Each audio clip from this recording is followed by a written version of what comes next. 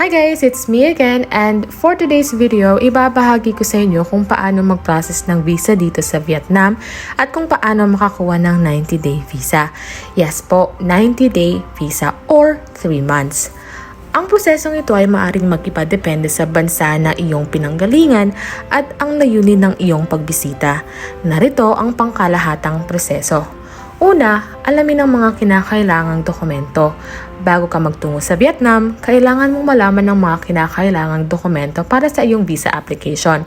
Ang mga dokumentong ito ay maaaring mag-iba depende sa uri ng visa na iyong hinihingi.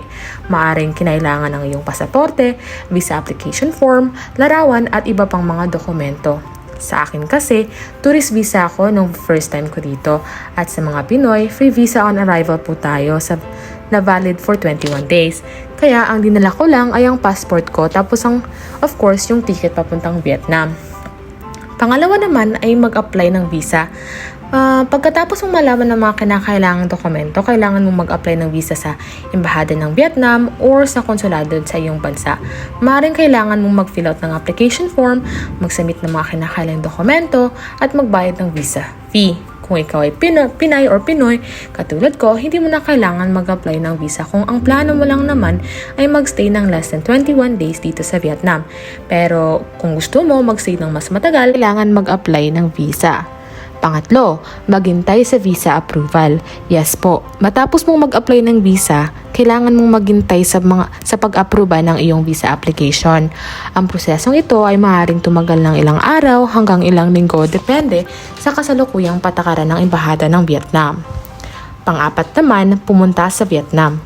Kapag naaprubahan ng iyong visa application, maaari ka nang pumunta sa Vietnam. Kailangan mong magpasok sa Vietnam sa loob ng petsa na iyong visa validity at sundin ang mga patakaran sa pagpasok ng bansa. Ang panglima ay mag-extend ng visa o mag-exit ng bansa. Kung nais mong manatili sa Vietnam ng mas matagal kaysa sa validity ng iyong visa, maaari kang mag-apply ng visa RAN sa Vietnam. May mga agency na mag-a-arrange nito para sa iyo na ilalahad ko sa susunod na vlog. Kung nais mo namang pumalik sa iyong bansa ay pwede at mag-a-apply ng bagong visa.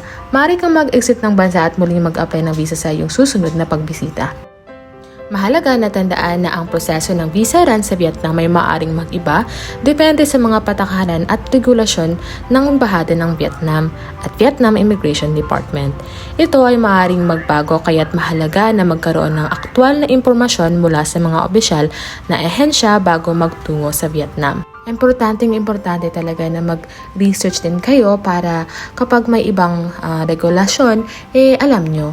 Okay, yun lang po. At kung bago pa lang po kayo sa video ko, please don't forget to hit subscribe and follow my page. Thank you so much and have a wonderful day. I love you all. Bye-bye. That's all for today's video. Thank you so much and I hope that I was able to help you, and please don't forget to subscribe and follow my page. Thank you. Bye.